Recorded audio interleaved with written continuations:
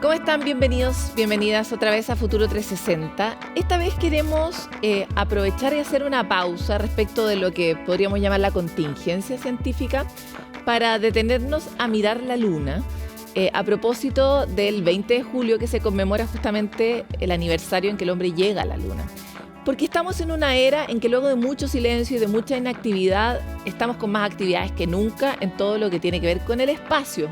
Y nuestra primera base ahora para poder ir a explorar mucho más allá del sistema solar, principalmente a Marte, es justamente volver a la Luna. No de cualquier forma, sino también con la primera mujer que va a pisar la Luna y con una serie de planes que nos despiertan muchas preguntas. ¿Quién mejor para contestar estas preguntas que el famoso y reconocido profesor José Massa, que además ha sido ya a estas alturas bestseller en todas las conversaciones sobre el espacio y el universo, así que encantados de tenerlo aquí, profesor. Bueno, mucho gusto, Paloma, de estar una vez más acá conversando contigo. Quisiera partir sobre, para usted que estuvo en todo este proceso en que se lanza este viaje y resulta exitoso y que ahora está viendo esta segunda vuelta. ¿Cuál es primero la sensación de haber visto dos procesos tan importantes, tan distintos y qué pensamientos le despierta? Bueno, mira, para mí el viaje del Apolo a la Luna es el sueño más grande de mi vida, es lo más importante que hizo el hombre en el planeta Tierra durante todo el intervalo de tiempo en que yo he estado aquí. Esto es lo más importante, porque además no era ni siquiera necesario. No era necesario, no era ni urgente. Se pudo haber postergado. ¿Para qué ir a la Luna? Sin embargo, el hombre tuvo el sueño de ir a la Luna y nos trajo el más grande beneficio. Toda la electrónica, toda la computación, todo lo que hoy día es lo cotidiano, los celulares, etcétera, etcétera, surgen como subproducto del viaje a la Luna. Nos cambió la vida. En Chile la vida, los teléfonos, habían teléfonos fijos, pero había uno por cada 20 casas. Tener un teléfono era un lujo.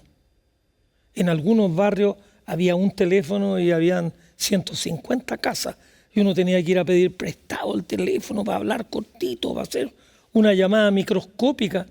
Hoy día hay 25 millones de celulares. Entonces, ahora, haberlo visto en vivo y en directo, una de las grandes penas es que después ya nunca más volvimos y el tema dejó de ser algo que estuviera en los medios. Se han hecho muchas cosas en la Luna. Hay una cartografía de la Luna excepcional. Han ido muchos satélites norteamericanos. Varios países han mandado satélites a la Luna. Incluso hace no mucho Israel trató de alunizar. Desgraciadamente tuvo una falla a última hora y el vehículo se estrelló contra la superficie de la Luna. Pero ya no estamos hablando de que Estados Unidos o Rusia, las únicas potencias que pueden lanzar cosas a la Luna. Bueno, de hecho esas potencias hoy día son más bien privadas. Pero antes de ir a esa conversación quisiera volver sobre un comentario que acaba de hacer usted mismo. En ese momento no teníamos que ir a la Luna. ¿Y ahora tenemos que ir a la Luna?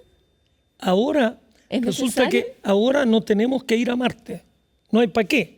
Salvo un pequeño detalle que en el fondo es la misma razón, un poquito espúrea por la cual fuimos a la Luna, es que había que demostrar que el capitalismo era mejor que el comunismo. Eso es lo que hicieron los norteamericanos. Hoy día es lo mismo. Los chinos quieren ser los primeros en llegar a la Luna, a Marte. Si los chinos llegan primero a Marte, ahí Estados Unidos va a tener que entregar el listón a China y China va a ser la potencia número 1 del planeta. Como Estados Unidos todavía tiene una economía que es ligeramente mayor que la China y tiene más tecnología y más, no quiere llegar segundo. Y para eso, un presidente tan rústico como Trump le ordenó a la NASA ir a la Luna con el proyecto Artemisa para probar ahí todos los sistemas y ir a Marte en la siguiente década. Entonces, finalmente, la Luna es un resultado de la batalla imperialista mucho más que un proyecto científico, podríamos decir. Yo, desgraciadamente, creo que sí. Es un trofeo de guerra para los Estados Unidos. Había que desarrollar muchas cosas, pero además fue la mejor inversión. Estados Unidos invirtió una cifra estratosférica, $200.000 millones en el viaje a la Luna. Pero de ahí se desarrolló la Microsoft, la Apple y la Google, más muchas otras más.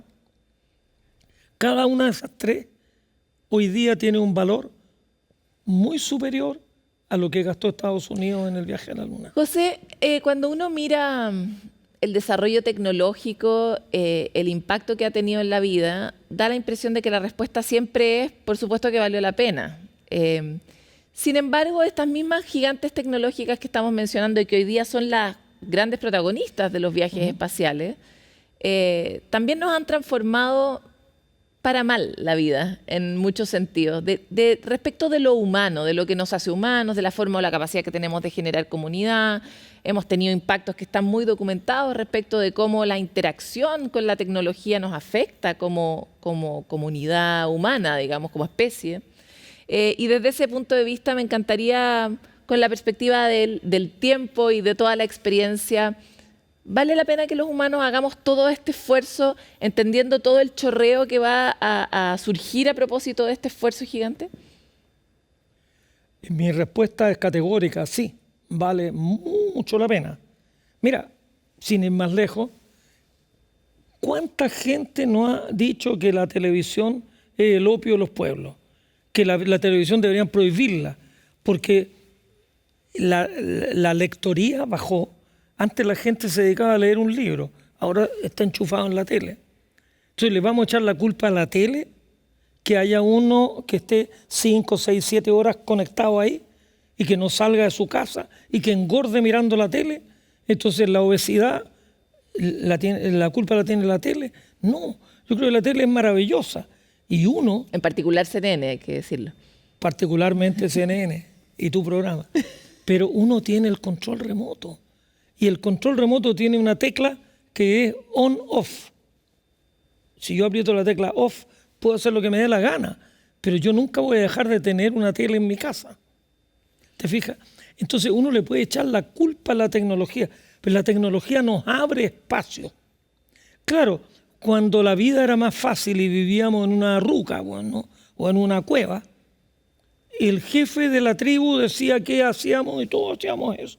Ahora, con un celular en la mano, a mí me impresiona en el metro, todo el mundo va con un celular en la mano.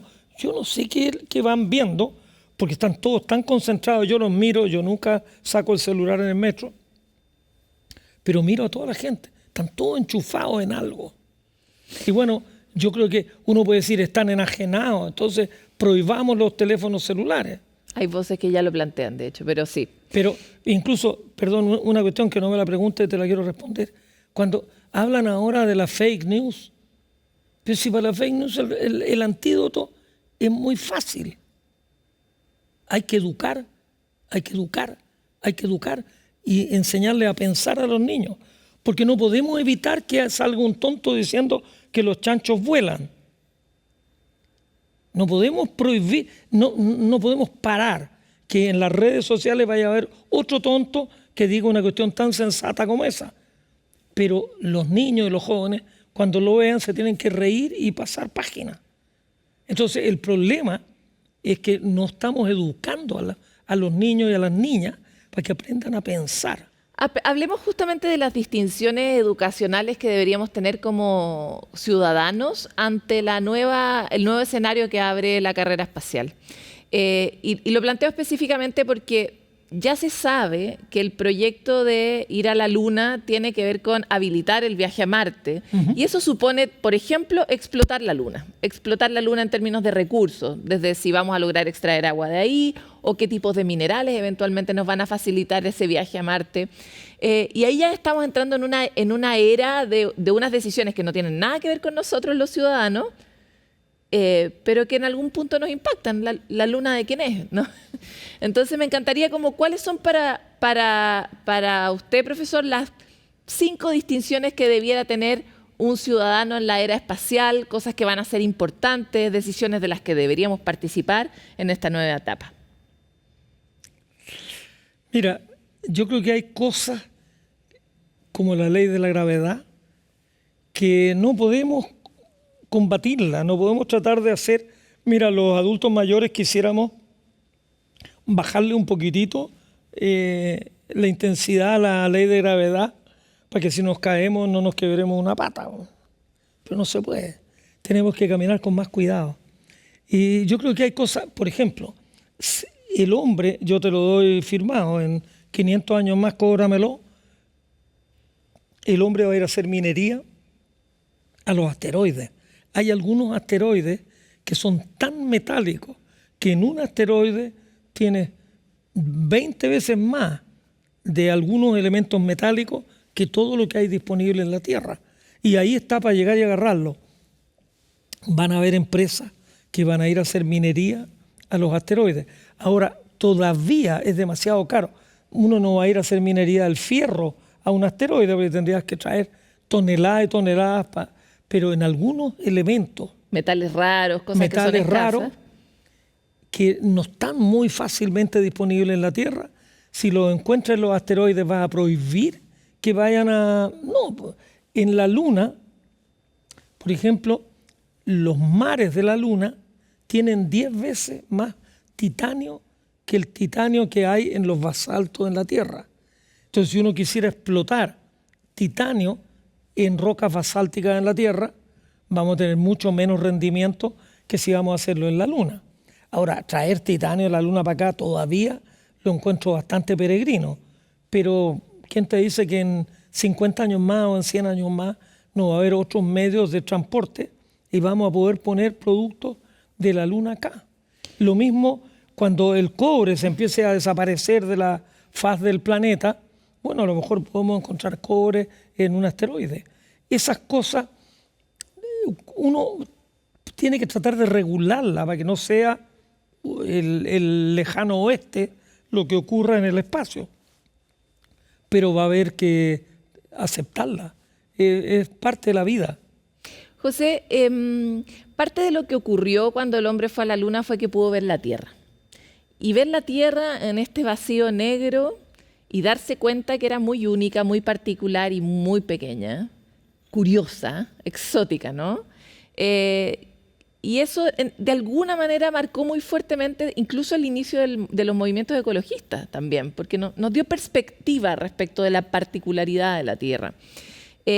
¿Cómo crees que tal vez podría impactar esta nueva era de viajes a la Luna y a Marte en nuestro planeta que está tan complicado? Desde el punto de vista del cambio climático, la manera en que nos relacionamos con los recursos, y etcétera. Mira, yo creo, esa es mi visión personal, esto no está basado en evidencia científica. La Luna y la Tierra son tan distintos que es muy difícil, bueno, más allá de que la tecnología necesaria para ir a la Luna nos cambió la vida. Pero Marte es un lugar que, siendo muy distinto a la Tierra, tiene todavía muchas similitudes. Tiene atmósfera, pero esa atmósfera tiene puro anhídrido carbónico, no tiene oxígeno. Entonces, para ir a Marte, uno va a tener que tomar el anhídrido carbónico de la atmósfera, romper la molécula y envasar el oxígeno, para que la gente que esté viviendo en Marte tenga oxígeno para respirar. Pero eso, que va a haber que hacerlo para vivir en Marte, acá en la Tierra, si tuviéramos la misma máquina que chupe aire, que separe el anhídrido carbónico, lo rompa y lo tire al espacio como oxígeno, es más o menos lo que hacen los árboles. Si los árboles, porque ya la selva del Amazonas y otros lados están un poquitito débiles, podríamos hacerlo con máquinas, podríamos extraer anhídrido carbónico de la atmósfera con la misma tecnología que hay que usar en Marte. O en Marte hay que comer y hay que hacer invernaderos. Marte es un desierto terrible. es complicado porque en la noche baja mucho la temperatura. Entonces, si podemos cultivar en Marte tomate, lechuga y otras frutas, eso significa que podemos cultivar con esa tecnología en el desierto del Sahara, en el desierto de Atacama, donde nos dé la gana. Entonces, lo que el hombre puede aprender de vivir en Marte nos puede cambiar y nos puede mejorar la vida en la Tierra, indudablemente. Profesor, ya no nos queda casi tiempo, pero usted acaba de publicar su libro sobre la Luna, que es un libro que muchos estamos esperando, y quisiera simplemente que me dijera así en unas breves palabras qué es lo que vamos a encontrar ahí. Aunque no vengo preparado. No vengo preparado, pero lo tengo acá en el sillón. Aquí me puedo tapar la guata con el libro. Mira, este es un libro que lo fui escribiendo así por trocitos. Es un libro que en realidad es como la yuxtaposición de como 30 y tantas pequeñas historias. Hay un pedazo del libro que yo creo que es menos de la mitad, que es un libro que habla de astronomía, que explico cómo se formó la Luna, qué características tiene. Pero entre medio, cuanta anécdota que tenga que ver con la Luna, también la relevé y la escribí un poco para... A mí me parece algo que esto es a lo mejor filosofía barata lo que te voy a decir, pero la ciencia es parte de la cultura y la cultura está formada por miles de cosas. Entonces aquí hablo de mitos griegos sobre la Luna, de cómo los mapuches le asignan ciertas propiedades a la Luna, cómo en el Oriente le dan otras propiedades a la Luna, etc. Y cuentos e historias. Por ejemplo, me encontré con una que es la última de este libro, Chang'e, que era una china preciosa, una mujer joven que se enamora de un chino que era un héroe milenario y resulta que por una aventura él pide una poción mágica para tener una vida inmortal y resulta que le dijeron, con esto la mitad para ti y la mitad para ella. Pero ella se la tomó toda y se transformó en diosa y se fue a la luna. Chang'e es la diosa de la luna para los chinos. Y Chang'e, bueno, tiene toda una otra historia que están contadas brevemente. Cada uno de estos capítulos son como 3 páginas. Pero Chang'e es el nombre de las misiones chinas a la luna. Chang'e 1, Chang'e 2, Chang'e 3. Porque Chang'e es esta princesa o diosa china que es la belleza oriental personificada en una mujer. Inteligente los chinos, porque nosotros a nuestra primera misión a la Luna le pusimos Apolo, igual desubicado. Nada que ver el dios. Ahora nos centramos. Bueno, también lo cuento acá. Apolo y Artemisa eran 2 hermanos mellizos. Y bueno, el parto de ambos fue bien complicado porque era una canita al aire de Zeus y la legítima esposa de Zeus no quería que nacieran esos 2 niñitos. Puso toda clase de dificultades. Y como esto es mitología, finalmente, cuando ya la madre se estaba muriendo por el parto, nace Artemisa. Y Artemisa, recién nacida, ayuda en el parto de su hermano Apolo. Y después le manda una serpiente enorme que es la Pitón, y Apolo, que tenía unos pocos meses, le dan una flecha y Apolo mata a la Pitón. Bueno, esas historietas están contadas acá. Bueno, los americanos, a pesar de que Artemisa tenía mucho más que ver con la Luna que Apolo, le dieron el nombre de Apolo a la misión que estamos ahora celebrando 54 años de su llegada. Pero ahora viene la misión Artemisa. Que es la hermana. Y ahora va una mujer, y va un hombre de raza negra, y va una variedad. Hoy día estamos bastante más ecuménicos, entonces va a ir una diversidad de gente a la Luna, y eso es muy bonito. Muchas gracias, José Massa, por esta conversación en Futuro 360 y esperamos tenerlo acá porque saca un libro por año, así que antes de que saque el siguiente lo vamos a invitar de nuevo. Sí, a fin de año sale la versión para niños de este. Excelente. En eso estamos trabajando. La estaremos viendo y difundiendo. Muchas gracias. Muy bien, gracias.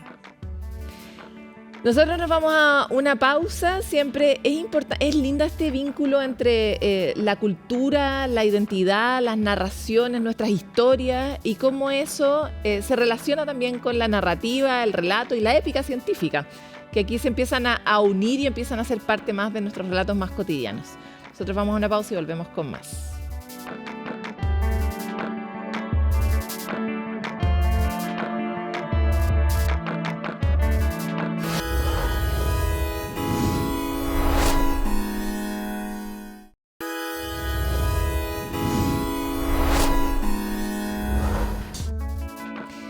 Sabemos que hoy volar está mucho más al alcance de todos, visitar otros continentes, surcar posibilidades, ¿verdad? Pero esto no solo tiene un costo monetario, sino que, ya sabemos, tiene un enorme costo medioambiental. La aviación es el medio de transporte más contaminante y como industria se han puesto, por supuesto, como meta encontrar la carbono neutralidad en el mediano plazo hacia 2050. ¿Cómo logran ese objetivo que es tan difícil? Magdalena Fuenzalida fue a Toulouse, Francia, para poder conocer un poco de qué se trata este plan, en qué se va a materializar y cuándo nos va a impactar. El 26 de mayo de 2023 pasó a la historia como el día con mayor cantidad de aviones en el cielo, más de 22.000. Una cifra que no pasa desapercibida en la industria más contaminante del transporte, que representa entre el 2 y 3% de las emisiones globales de CO2. No vamos a dejar de volar. El tema es cuándo vamos a hacerlo en uno que no contamine. O poniéndolo de otra forma, ¿cuándo van a haber más aviones limpios que contaminantes en el cielo? La industria del transporte aéreo a día de hoy no tiene sustitución. Mirando hacia el futuro, tenemos que continuar invirtiendo en seguir desarrollando nuevas ideas y nuevas tecnologías para ser cada vez más eficientes. Esta industria ha sido pionera en plantearse metas muy ambiciosas que nos llevan al 2050 como una industria carbono neutral. Un desafío latente en esta enorme industria frente a los efectos del cambio climático. Viajamos a Toulouse, Francia, capital de la aviación, donde se está pensando en el futuro.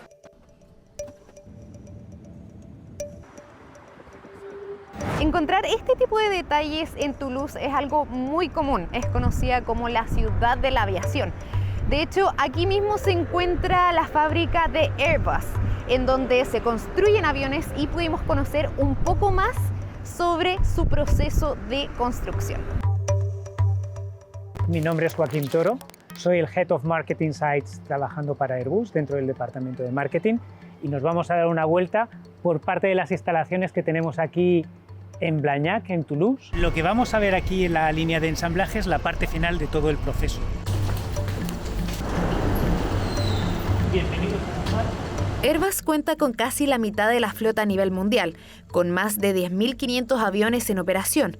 Por eso su rol hacia una transición sustentable es clave. Toda esta línea a día de hoy lo que están montando son aviones 320 Neo, una evolución de la familia 320 CO, en la cual se instalaron nuevos motores de última generación, se revisó la aerodinámica del ala, se revisó la configuración de la cabina y gracias a la combinación de todos esos elementos, por ejemplo, el 320 Neo frente a los aviones de previa generación ofrece unos ahorros de consumo de combustible de un 25% y como resultado de eso, una disminución de las emisiones de CO2 de un 25%.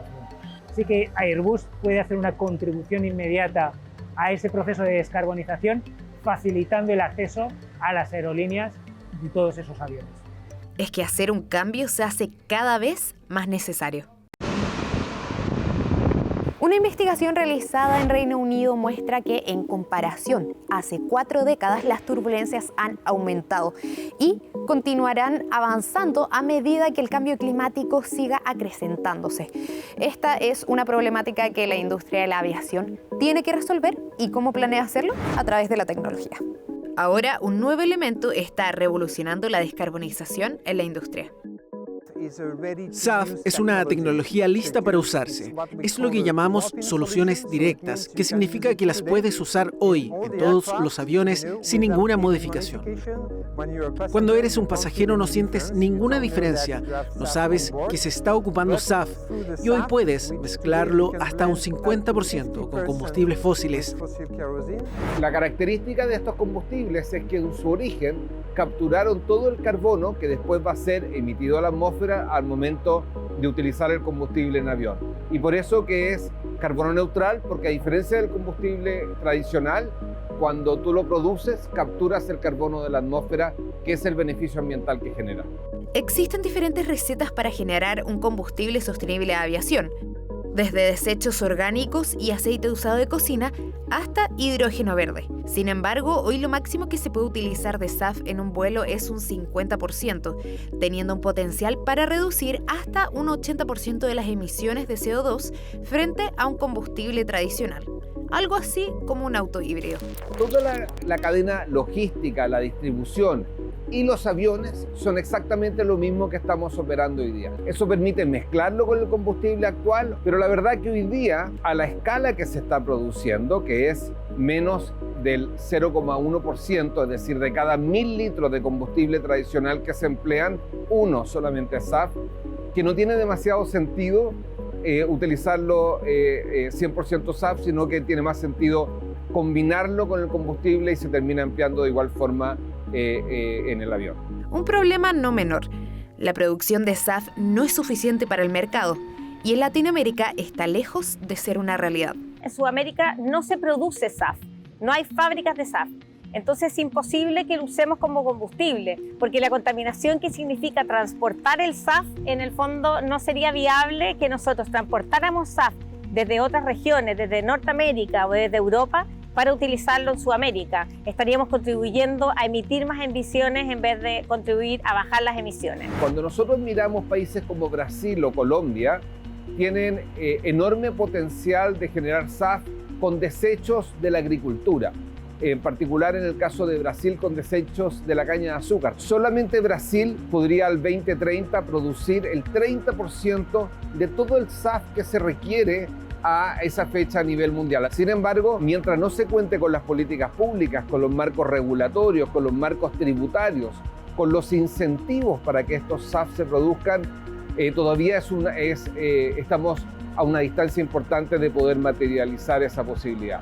En el caso de Chile, Chile tiene oportunidades muy grandes vinculadas al hidrógeno verde, pero sin embargo esa es una solución que no va a estar disponible antes del año 2040 desde la opinión de distintos expertos. De momento en la región no existe una mesa en conjunto, pero sí a nivel nacional. En el año 2050 se van a necesitar más de 6.000 millones de litros de combustibles de aviación en el país y un porcentaje importante de estos debe ser SAF. En el corto plazo no vemos la disponibilidad de SAF en el país mientras no haya una decisión de inversión de un proyecto. Se requiere desde que se toma la decisión por lo menos de 6-7 años para tener la producción. Por lo tanto, los principales desafíos hoy son tomar las decisiones que permitan a los inversionistas tomar ese tipo de riesgo y avanzar con proyectos de SAF. Aún así, todos coinciden en que hacer el cambio es necesario. Es crear alianzas con proveedores de combustible y nuestros clientes para colaborar en los esfuerzos de descarbonización.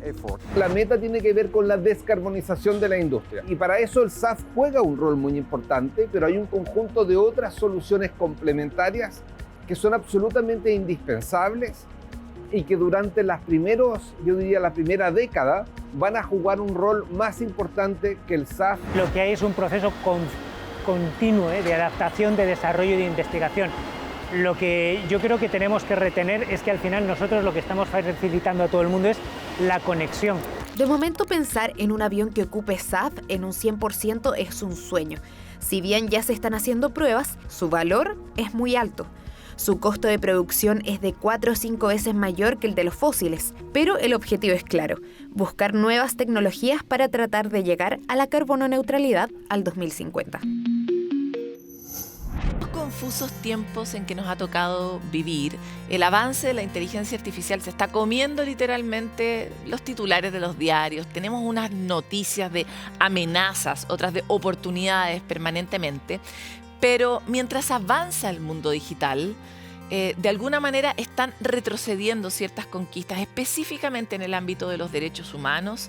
Estamos viendo un descontrol total de la desinformación y, por lo tanto, de nuestro antiguo acceso a lo que llamábamos verdad. ¿Qué impacto ha tenido esta tecnología en nuestra vida cotidiana? ¿Cómo está cambiando nuestra manera de vivir? Pero sobre todo, ¿qué deberíamos mirar sobre el futuro? ¿Cómo vamos a trabajar? ¿Cómo vamos a vivir? ¿Cómo nos vamos a relacionar? ¿Cómo el Estado nos va a proteger o no? ¿Qué nuevos acuerdos necesitamos tejer? ¿Podemos tener algún tipo de control sobre este monstruo que es mucho más que Frankenstein que hemos creado y que no tenemos muy claro a dónde va a llegar, dónde está ese límite?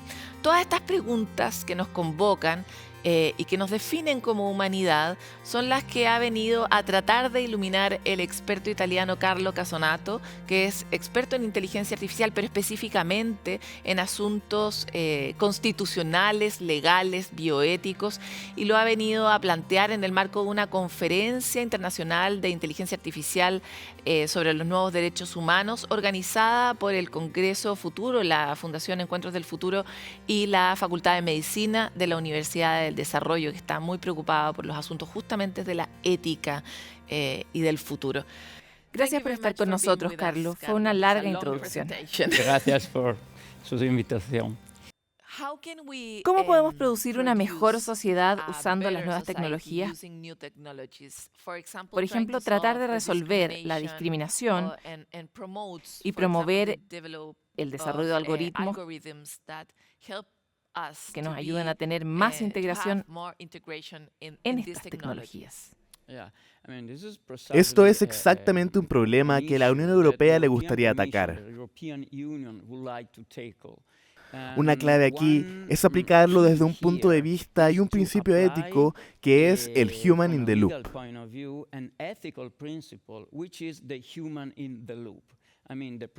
El principio establece que no puedes dejar que las máquinas trabajen solas.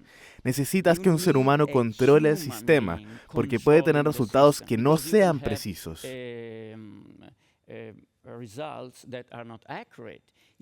Tú no sabes cómo arreglar la máquina, debido al fenómeno de la caja negra. Así que realmente necesitamos un control humano en la próxima potencial regulación de la inteligencia artificial. La Unión Europea habla sobre una supervisión humana. Así que está este derecho, si es que lo quieres, que viene en una nueva declaración de derechos relacionado a la inteligencia artificial. Podemos pensar en el derecho a tomar decisiones, en tener funciones ejecutadas por las máquinas, pero con un rol sustancial del ser humano, chequeando la precisión de los resultados, por ejemplo.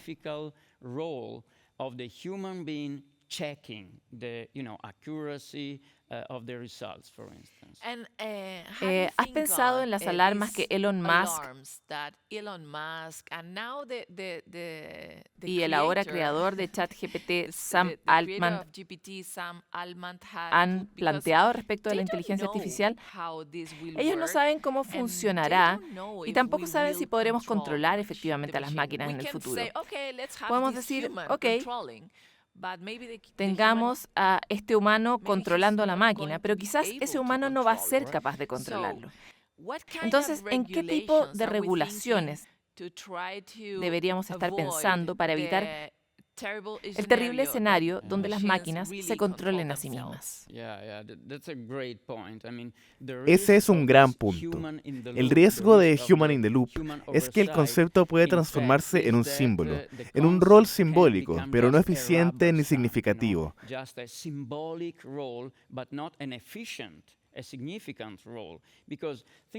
Pensemos, por ejemplo, un funcionario público que usa inteligencia artificial para darte o negarte una licencia para construir tu casa.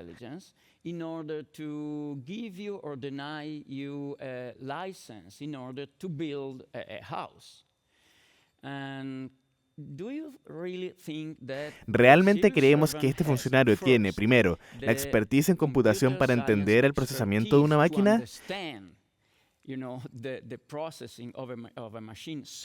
Es tan complicado que ni siquiera los programadores entienden qué está pasando. Segundo, ¿crees que este funcionario tomaría el riesgo de decir no, este resultado está mal, voy a reemplazarlo por mi propia decisión?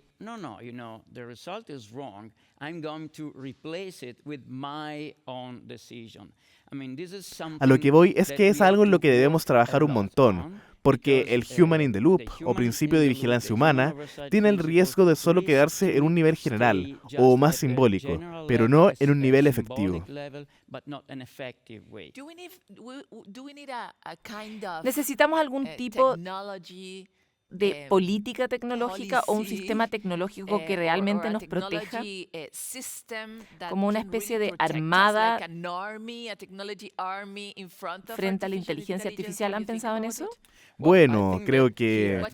En el fondo, ¿quién nos puede proteger de todo esto? ¿Dónde está Spider-Man? Claro. Bueno, de hecho creo que tenemos que producir, pensar y poner en marcha programas educativos. Tenemos que saber... Todos tenemos que saber que la inteligencia artificial no es un oráculo. Puede ser muy útil, muy útil. La inteligencia artificial en la medicina puede salvar vidas, en transporte puede salvar vidas.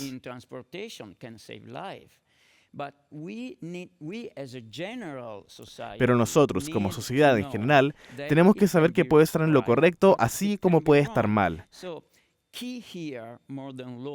Así que lo clave aquí, más allá de la ley, es la educación. Podemos entregar, por ejemplo, desde la educación primaria, algunas ideas sobre qué es la inteligencia artificial, pros y contras. Así, las próximas generaciones podrán manejar esta tecnología, lo que es ambivalente en la naturaleza. O sea, como dijiste, la inteligencia artificial puede ser muy útil desde este punto de vista. Déjame agregar otro derecho a la lista de derechos, que sería el derecho justamente a la inteligencia artificial. Si soy alguien enfermo y sé que mi doctor me puede dar un diagnóstico, que es mucho más preciso y rápido, porque implica inteligencia artificial, bueno, yo quiero ese diagnóstico, que es un diagnóstico aumentado, un diagnóstico mejor que el de un humano.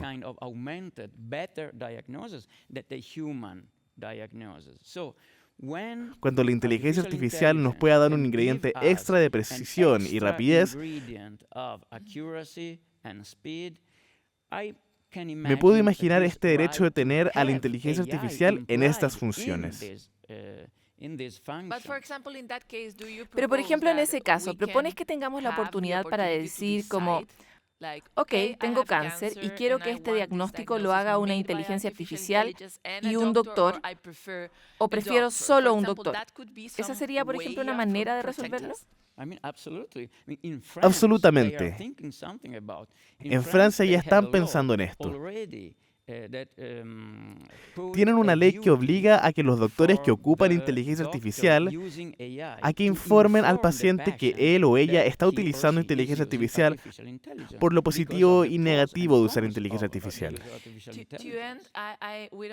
Para terminar, no nos queda mucho tiempo, pero algo que Sam Altman dijo cuando le habló al Congreso en Estados Unidos fue que necesitamos un organismo internacional, multilateral, de cooperación entre países para poder encontrar la manera de controlar los efectos de esta tecnología de inteligencia artificial. ¿Qué piensan ustedes sobre eso? ¿Crees tú que el mundo está preparado para colaborar? Espero creer que este es el camino, que esta es la solución, pero también soy pragmático y realista. Sé que aquí hay tres caminos diferentes para regular la inteligencia artificial. Está el aproximamiento dejen hacer, dejen pasar, que se parece, no es exacto, pero se parece a lo que está haciendo Estados Unidos. Dejar que la tecnología progrese y ver cómo eso va ocurriendo. mundo. Está el aproximamiento chino. La inteligencia artificial en China está bajo el control del Estado, con mucha intrusión en los derechos de los ciudadanos. Europa está pensando en una tercera vía. Nos gustaría lograr el balance entre la necesidad que tenemos de desarrollar una tecnología más precisa. Lo primero que queremos tomar en cuenta es la necesidad del progreso. Progreso tecnológico, progreso económico, progreso de la sociedad, pero respetando al mismo tiempo los derechos fundamentales de las personas. Este es el tercer camino que nos gustaría tener.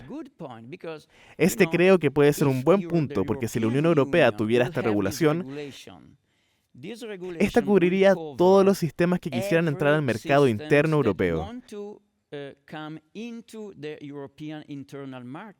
Incluso si diseñaras o construyeras un sistema en China, si quisieras venderlo en Europa, tienes que respetar un número de requisitos, derechos, como los que estábamos hablando,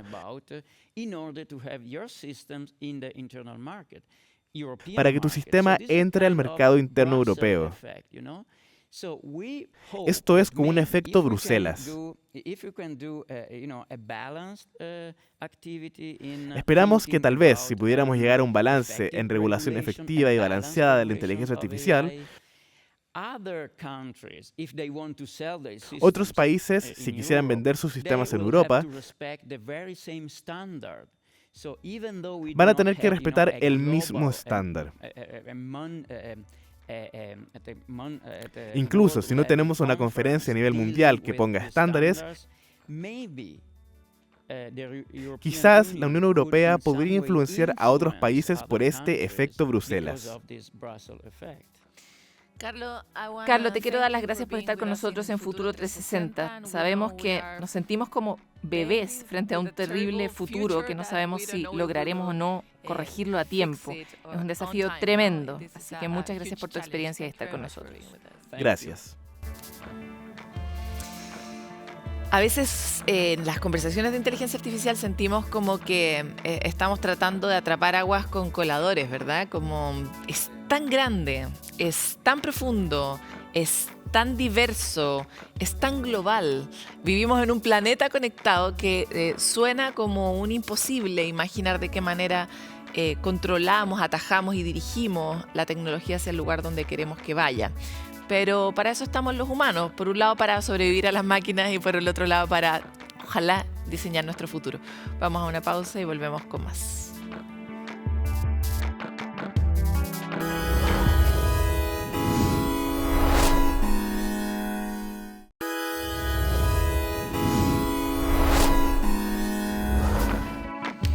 Futuro 360, más que una mirada de la ciencia chilena, es una mirada de la ciencia global. Y es por eso que ahora, en nuestra siguiente nota, les quiero comentar un estudio que fue realizado para 20.000 consumidores de 50 países, analizando con inteligencia artificial las tendencias de la alimentación, y arrojó que los consumidores están incorporando la sustentabilidad dentro de sus preferencias al momento de comprar. Viajamos esta vez a Buenos Aires, Argentina, para poder conocer los detalles de este estudio, y este fue el informe de Macarena Morales.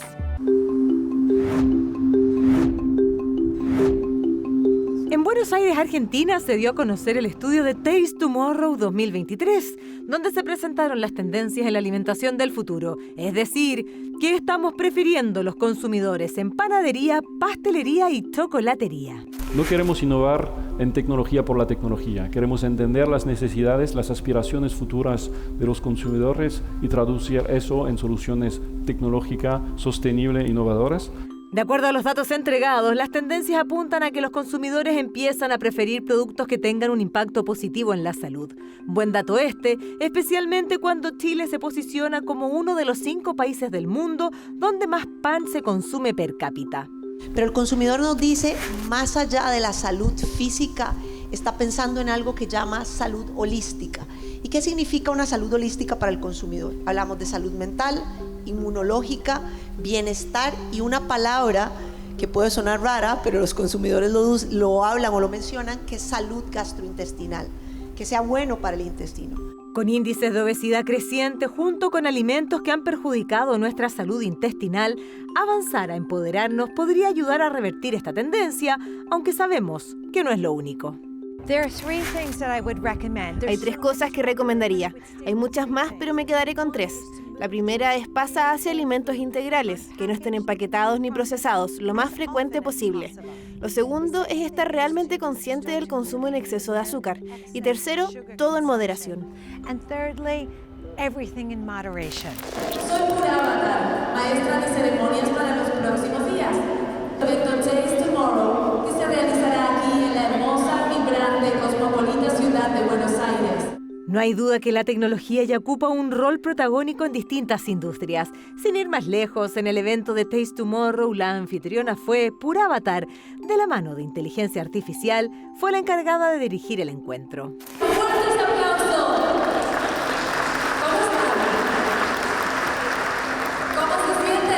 Tendencia presente en la industria de la alimentación del futuro, y es aprovechar las ventajas de la inteligencia artificial para mejorar procesos y también recetas.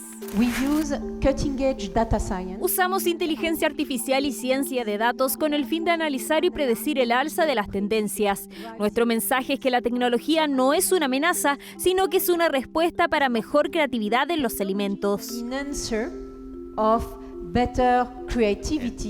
Plant-based, alimentación en base a vegetales, es ya una tendencia instalada. De acuerdo a los datos, 1 de cada 2 consumidores prefirió al menos un producto de origen vegetal a nivel global en el último mes. En Latinoamérica fueron 2/3 de los encuestados. 1 de cada 2 consumidores ha comprado productos hechos en base a plantas en los últimos 2 meses en todo el mundo. Esto es más que en los últimos 5 años. En Latinoamérica son 2/3 de los consumidores. Y es que conocer la tendencia de los consumidores es útil para quienes están en la industria, puedan hacer sostenible en el tiempo sus negocios y poner a disposición de los consumidores productos de su preferencia, en especial cuando la mayoría busca impactos positivos tanto en la salud como en el ambiente. Son súper importantes, tanto en el tema del pan como en la pastelería. Sobre todo por el tema de la pastelería vegana en este minuto, que hay como pocas opciones, entonces nosotros... la idea de venir a estos eventos es conocer un poco hacia dónde va la tendencia del mercado. Nosotros que estamos en el gremio de la panadería, siempre es muy importante y es vital conocer cuáles son esas nuevas tendencias, cuáles son las preferencias. Mira, toda la información ha sido súper valiosa. Esto nos va a permitir tener una mirada distinta de aquí al futuro para proyectar e innovar en nuevos productos de acuerdo a las tendencias que están saliendo día a día, así que la información es tremendamente útil. Y es que la nostalgia del pasado, con alimentos menos procesados, con el romanticismo de la comida casera, con las tecnologías del presente, forman la tendencia del futuro. Taste Tomorrow 2023 se reunió a miembros de la industria de la pastelería, la chocolatería y la panadería, compartiendo datos procesados a través de inteligencia artificial y justamente la ciencia de los datos. Estas tendencias indican que los consumidores están prefiriendo alimentos que tengan un impacto positivo para su intestino, vinculando a este con la salud mental y también con el sistema inmune. Y por otro lado, a los consumidores no les es indiferente el impacto ambiental que tenga su consumo. Son parte de los datos que hemos podido recoger aquí en Buenos Aires, Argentina, para CNN Futuro. Ya les habíamos comentado de esta alianza que hicimos entre CNN y el Centro Tecnológico en Industrias Creativas, o CRITIC, y nos decidimos a lanzar una pregunta al mundo, que es cómo soñamos o cómo imaginamos el futuro. Distintos artistas que utilizan nuevas técnicas digitales nos quisieron compartir sus visiones sobre el futuro que imaginan. Durante estas últimas semanas hemos visto algunos de los trabajos que han ganado y queremos compartirles el primer lugar a cargo de Patricio Miranda y Sebastián Hurtado.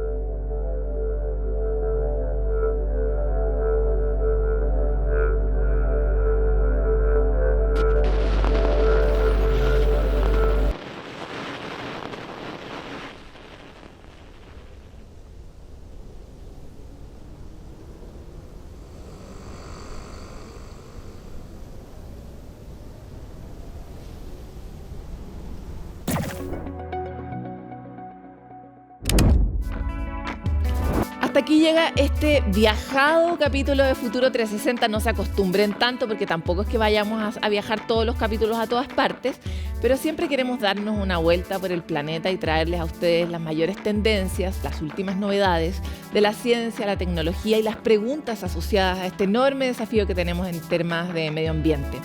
Esto y mucho más siempre en Futuro 360, conectados con ustedes a través de toda nuestra multiplataforma. Nos vemos muy pronto en otro capítulo.